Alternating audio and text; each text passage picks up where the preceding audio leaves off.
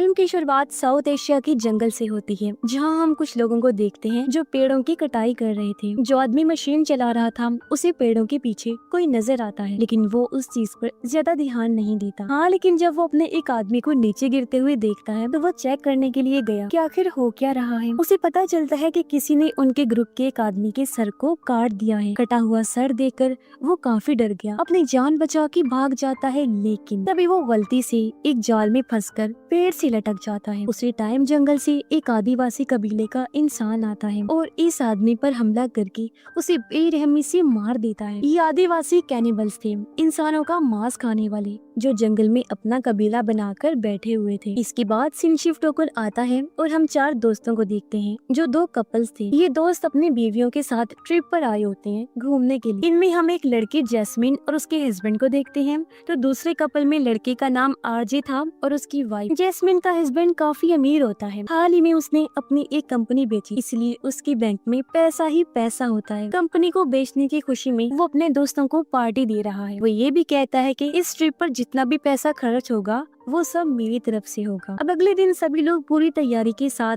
जंगल में घूमने के लिए जाने वाले होते हैं। इन सब को लेने के लिए यहाँ पर एक गाइड आता है, जो इन्हें जंगल के अंदर ले जाकर हर जगह घुमाएगा। इन लोगों ने जंगल के अंदर कश्ती के जरिए जाना था, इसलिए गाइड सबसे पहले इन सबको कश्ती चलाना सिखाता है। कुछ देर बाद गाइड इनसे कहता है कि अगर तुम सब लोग इस सफर को यादगार बनाना चाहते हो तो मुझे तुम सबसे 2 दिन का वक्त चाहिए। मैं तुम्हें जंगल के अंदर पूरे 2 दिन तक घुमाता रहूंगा और सब कुछ दिखाऊंगा। जिस बात पर सब दोस्त कहते हैं कि ठीक है, हमें कोई मसला नहीं है, वैसे भी हम यहाँ घूमने के लिए ही तो आए हैं। इसके बाद गाइड इन सब से फोन ले लेता है, क्योंकि वो चाहता है कि सब लोग सफर का मजा ले, जंगल की सैर करें, ना कि यहाँ फोन चलाकर एंजॉयमेंट को मिस करें। अब सब लोग अपना फोन जमा करवा देते हैं, लेकिन आरजे अपना फोन नहीं देता। उसका फोन अभी भी उसके पास ही था और अभी लोग कश्ती में बैठते हैं और जंगल की तरफ आगे जाने लगते हैं। गाइड इनको बताता है कि जंगल में कुछ ऐसी चीजें भी हैं जिनसे हम दूर ही रहें तो हमारे लिए बेहतर होगा। तुम लोगों ने शायद सुना होगा कि जंगल में पहले कैनिबल आदिवासी रहा करते, लेकिन सच तो ये है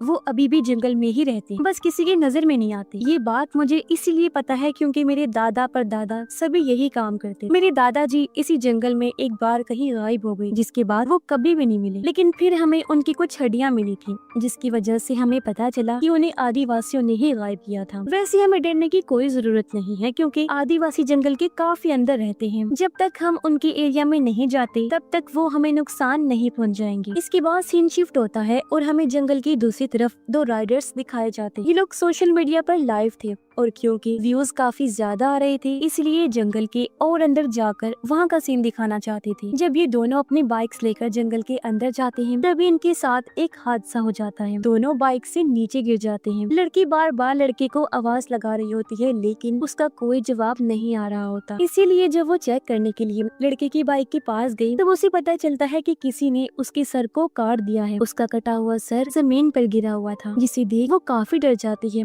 बुरी तरह चिल्लाने लगी, अपनी जान बचाकर जंगल की तरफ भागने लगती है। वो एक बड़ी सी केव इन गार के पास आ जाती है। उसे लगा कि यहाँ कोई मदद मिल जाएगी, मगर यहाँ कोई नहीं होता। तभी हम उस लड़की के पीछे एक आदिवासी को देखते हैं। अब लड़की ने जब पीछे मुड़कर देखा तो वो गायब हो चुका था। तभी वहाँ पर कोई आ जाता है, जो हेलमेट को अंदर फेंकता है, और ये हेलमेट उसके दोस्त का ही था। अब ये लोग और कोई नहीं बल्कि आदिवासी ही थे, जिनके हाथों में हथियार भी थे, और अब यहाँ वो उस लड़की को भी जान से मार देते हैं। उधर जंगल में वो लोग अपने सोने का इंतजाम कर रहे थे, क्योंकि 2 दिन तक यही रुकने वाले। रात के वक्त जब गाइड और आरजे की वाइफ दोनों एक साथ बैठे हुए थे, तो गाइड उसे जंगल के बारे में बातें बताता है। कहता है कि आज तक जितने भी लोग जंगल काटने आए हैं वो कभी जिंदा वापस नहीं गए, क्योंकि यहाँ रहने वाले आदिवासी अपने जंगल को बचाना चाहते। कुछ दिन पहले भी कुछ लोग पेड़ काटने आए थे, लेकिन वो भी जंगल से गायब हो गए। ये दरअसल वही सीन है जिसे हमने शुरुआत में देखा।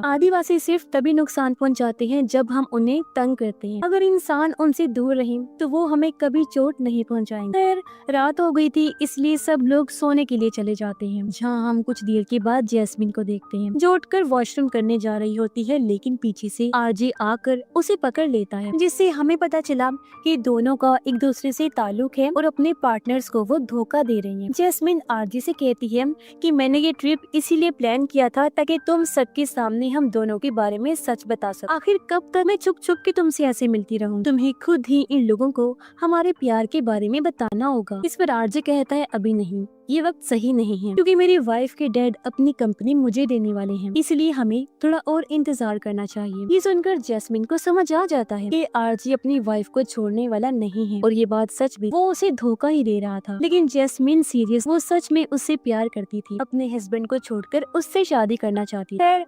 जैस्मिन आरजे से नाराज होकर वहाँ से चली जाती है, और वो भी सोने के लिए वापिस आ जाता है। अब उन दोनों को लगता था कि जो कुछ वो कर रहे हैं उसके बारे में किसी को कुछ नहीं पता, लेकिन आरजे की वाइफ और जैस्मिन के हस्बैंड को सब पता था कि ये दोनों हमें धोखा दे रही हैं। इनके बीच चक्कर चल रहा है। फिर अगली सुबह जब उनकी आँख खुलती है तो उन्हें पता चलता है कि जैस्मिन का हस्बैंड कश्ती लेकर यहाँ से जा चुका है। गाइड उन्हें बताता है कि तुम्हारा दोस्त कश्ती भी ले गया है और बैग भी ले गया है जिसमें तुम सबके फोन रखे हुए थे। मुसीबत की बात तो ये है कि अगर वो गलत रास्ते पर चला गया तो काफी बुरा हो सकता है, हमें फौरन उसे ढूंढना होगा। इसलिए सब लोग फौरन ही कश्ती में बैठकर जैस्मिन के हस्बैंड को ढूंढने के लिए निकल पड़ते हैं। थोड़ा आगे जाने के बाद इन्हें दो रास्ते दिखते हैं। एक रास्ता सीधा जा रहा था, लेकिन दूसरा थोड़ा सा ढलान वाला होता है। जैस्मिन कहती है कि मेरा हस्बैंड जरूर सीधे रास्ते पर गया होगा, क्योंकि उसे बोट चलानी आती नहीं, तो वो इस रास्ते पर कभी भी नहीं जाएगा। गाइड कहता है कि हम सीधे वाले रास्ते पर नहीं जा सकते, वो काफी खतरनाक, अगर तुम लोग जाना चाहती हो तो जाओ, लेकिन मैं नहीं जाऊंगा। तब आरजे की वाइफ कहती है कि तुम हमें ऐसे नहीं छोड़ सकते मुसीबत में, तुम्हें भी हमारे साथ चलकर हमारे दोस्त को ढूंढना होगा। अब उसका बिल्कुल दिल नहीं था साथ जाने पर, लेकिन सबके जिद करने पर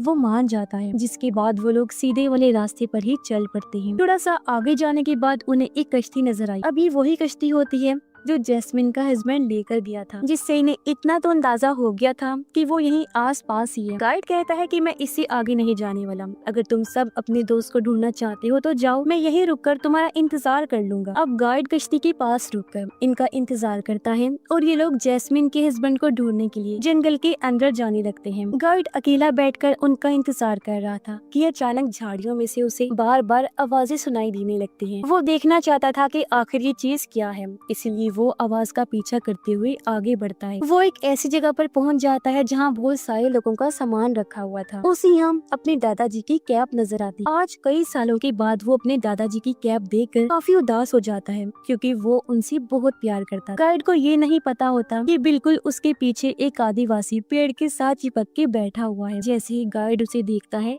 अपनी जान बचाकर भागने लगता है। वो फौरन ही कश्ती में बैठकर यहाँ से निकलने लगा, लेकिन बेचारा ज्यादा दूर तक भाग नहीं पाता। एक आदिवासी पानी में से निकलता है और अपने बड़े से चाकू से उसके गले को काट देता है। उधर वो लोग जंगल में आगे बढ़ते रहे, उसी बड़ी सी केव के पास आ जाते हैं। तभी अचानक से वहाँ जैस्मिन का हस्बैंड भी आ गया, जिसे देख के लोग डर जाते हैं, लेकिन खुश भी थे कि शुक्र है वो वापिस आ गया है और ठीक है। असल में रात के वक्त जैस्मिन और आरजे के दरमियान जो हुआ था उसी को लेकर वो नाराज था और अकेला ही कश्ती लेकर घूमने निकल गया। लेकिन वो इन सबसे झूठ बोलता है कि उसका बस घूमने को दिल कर रहा था, इसीलिए वो अकेला आ गया। खैर ये लोग वापस उसी जगह पर जाते हैं जहाँ गाइड इनका इंतजार कर रहा है, लेकिन उसे वहाँ ना पाकर इन्हें लगता है कि गाइड उन्हें छोड़ के चला गया है, मगर उसका चाकू वहीं गिरा हुआ था जो आरजे को मिल जाता है। जिसके बाद ये लोग भी कश्ती में बैठकर आगे बढ़ जाते हैं। थोड़ी ही दूर जाने के बाद इन्हें गाइड की कश्ती नजर आई, जिस पर बहुत सारा खून लगा होता है। इन्हें एक बर्तन भी नजर आता है जिसमें पानी गर्म हो रहा था। इन लोगों को